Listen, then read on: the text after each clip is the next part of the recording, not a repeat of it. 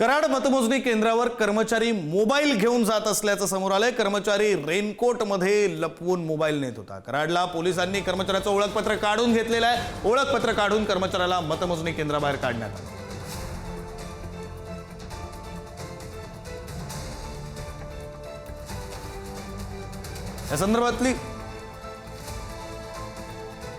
या संदर्भातली अधिकची माहिती देत आहेत प्रतिनिधी चंद्रजित पाटील। चंद्रजित,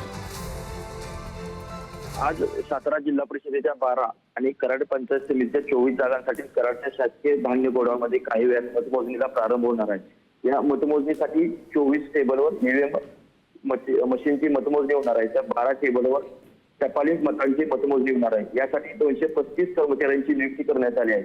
यापैकी येळगाव परिसरातील एक शासकीय कर्मचारी मोबाईल लपवून घेऊन जाताना पोलिसांना मिळून आला। कराड शहर पोलिसांनी मतमोजणी केंद्राच्या बाहेर कडेकोट पोलीस बंदोबस्त ठेवला असून प्रत्येक कर्मचाऱ्याला पूर्ण तपासणी करूनच आत सोडले जात आहे। तपासणीवेळी मोबाईल सापडल्यानंतर संतप्त पोलिसांनी अक्षरशः त्याचं ओळखपत्र हिसकावून घेतलं आणि त्याला बाहेर हाकलून दिलं।